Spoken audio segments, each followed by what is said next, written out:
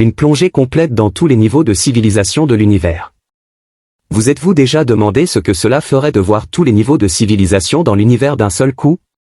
Du contrôle d'une seule planète à la transcendance des lois du cosmos, chaque niveau est plus stupéfiant que le précédent.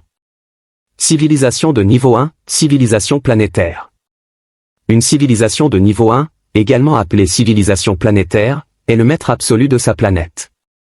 Elle peut exploiter et contrôler toutes les ressources et énergies de sa planète, manipuler la météo, les océans, la surface terrestre et même les mouvements de la croûte terrestre. Ces civilisations peuvent facilement dépasser la gravité de leur planète, explorer l'espace et communiquer avec d'autres planètes de leur système stellaire. À titre de comparaison, l'humanité atteint à peine le niveau 0,73.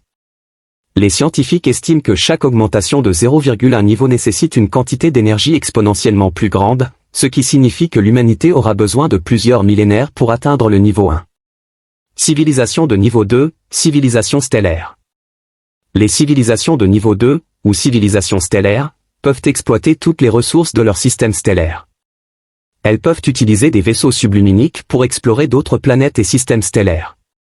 Elles peuvent également construire et contrôler des sphères de Dyson, une structure hypothétique proposée par le physicien Freeman Dyson en 1960 pour capter l'énergie nucléaire d'une étoile.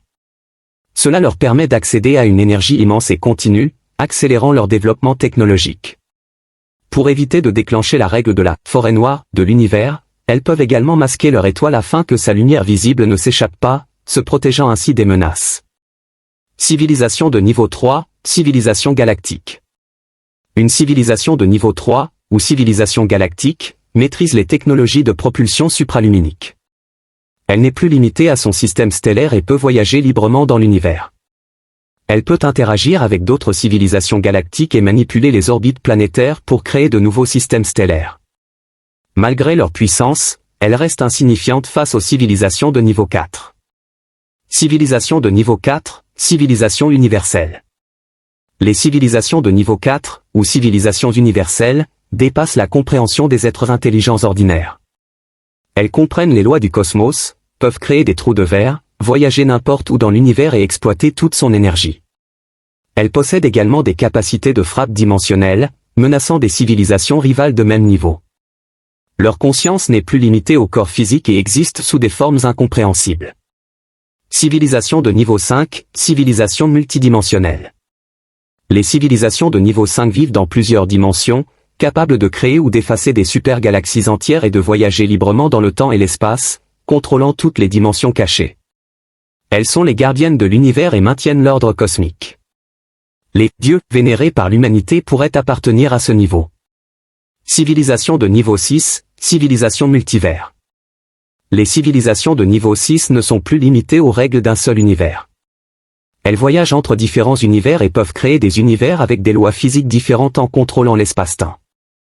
Leur forme de vie existe dans un état de superposition d'énergie et de matière, atteignant une forme d'immortalité véritable. Elles sont les véritables dieux de toutes les civilisations. Civilisation de niveau 7, maître du vide.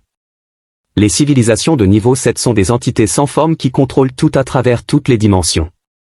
Elles peuvent créer ou détruire des univers entiers, modifier les règles de toutes les dimensions et intervenir sur chaque atome de chaque individu. Elles sont les créateurs de toute existence, les rois incontestés de l'univers. Bien que les niveaux de civilisation aient été proposés par le scientifique soviétique Nikolai Kardashev en 1964, ils nous offrent une vision des intelligences les plus avancées possibles dans le cosmos. Ces civilisations supérieures existent-elles vraiment, ou l'humanité est-elle la seule forme intelligente de vie dans l'univers? Nous l'ignorons encore. Peut-être que seulement lorsque l'humanité sortira de la Voie lactée, ces mystères seront révélés.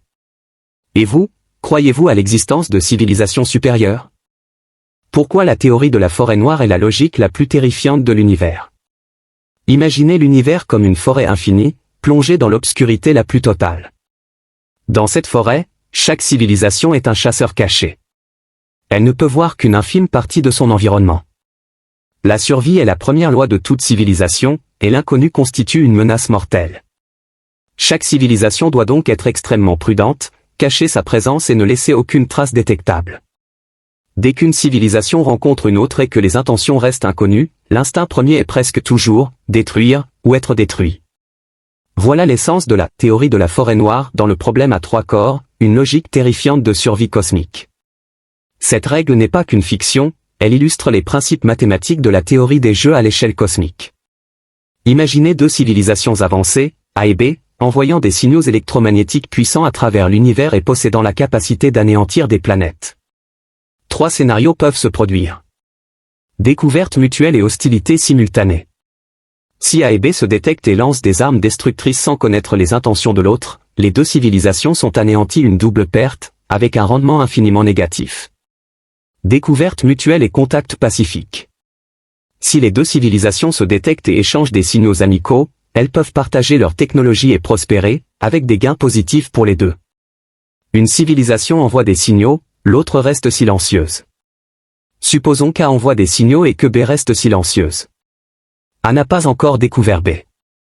B fait face à 3 choix. Ignorer A, rester silencieux et éviter la menace immédiate, rendement nul. Détruire A, anéantir A et assurer sa sécurité, aucun risque pour B. Répondre à A, se révéler et risquer une réplique catastrophique, conséquences très incertaines. Dans ces conditions, le choix rationnel pour B afin de maximiser ses chances de survie est presque toujours, détruire A avant d'être découvert. Voilà la logique terrifiante de la forêt noire, dans l'immensité obscure du cosmos, chaque civilisation est une menace potentielle, et être repérée peut signifier l'anéantissement instantané. Lorsque vous contemplez le ciel nocturne et ses innombrables étoiles, ne croyez pas que l'univers soit silencieux ou vide. Sa tranquillité pourrait être le résultat de civilisations se cachant, surveillant prudemment et évitant toute détection. Chaque rayon de lumière, chaque signal, peut être le pas d'un chasseur silencieux mais mortel. La forêt noire n'est pas seulement de la science-fiction, elle pourrait bien être la loi réelle de survie dans l'univers. À travers l'univers virtuel, et si votre monde n'était qu'un programme? Avez-vous déjà imaginé que la réalité que nous percevons n'est peut-être pas réelle? Selon Elon Musk, dans une interview de 2016, la probabilité que nous vivions dans le monde réel pourrait être aussi faible que 1 sur 100 000. Autrement dit, nous pourrions n'être que des programmes dans un superordinateur. Cette idée apparemment farfelue a été soutenue par plusieurs scientifiques de renom. En fait, ce concept a été proposé en 2003 par le philosophe d'Oxford Nick Bostrom, dans son hypothèse de la simulation. Il suggérait que si la vie dans l'univers évoluait pendant des milliards d'années pour développer des civilisations très avancées, ces civilisations pourraient utiliser une puissance de calcul immense pour simuler leur propre monde, voire des univers entiers. Dans une telle simulation, chaque être possède une conscience et une intelligence, et tout paraît parfaitement réel. L'humanité pourrait alors n'être qu'un morceau de code dans la réalité virtuelle d'une civilisation supérieure. Pourquoi le monde semble-t-il réel? Notre univers contient en effet des phénomènes étranges, comme s'ils étaient programmés. La constance de la vitesse de la lumière. Selon la relativité restreinte, la vitesse de la lumière dans le vide est toujours constante, environ 300 000 km par seconde, peu importe comment la Terre se déplace, ou si nous voyageons presque à la vitesse de la lumière nous dépasse toujours. La vitesse de la lumière pourrait être la limite de calcul du superordinateur universel, garantissant la stabilité du système. Superposition quantique.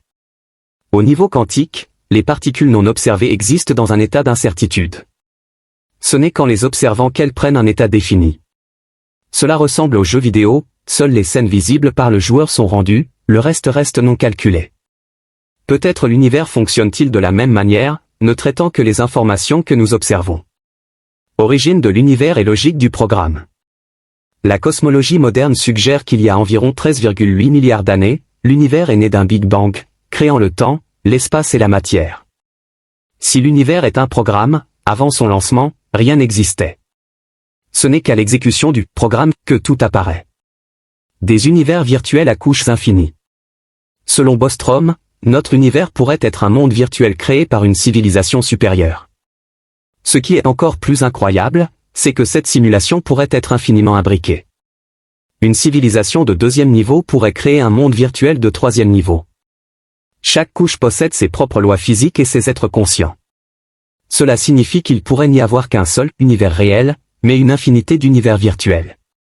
En résumé, la probabilité que nous vivions dans le monde réel pourrait être inférieure à 1 sur 100 000. Tout ce que nous voyons pourrait faire partie d'un programme complexe créé par une intelligence supérieure, et chacun de nous n'en serait qu'un simple point de données. Y croyez-vous? La prochaine fois que vous regardez le ciel nocturne, demandez-vous, les étoiles et galaxies que nous voyons ne font-elles pas partie d'un monde virtuel supérieur? Peut-être que seul le moment où l'humanité sortira de la Voie lactée révélera ce mystère ultime. Dans un univers potentiellement rempli de réalité virtuelle, pouvez-vous vraiment être sûr que votre monde est réel? Si vous êtes passionné par les mystères de l'univers, n'oubliez pas de liker et de vous abonner. À la prochaine vidéo.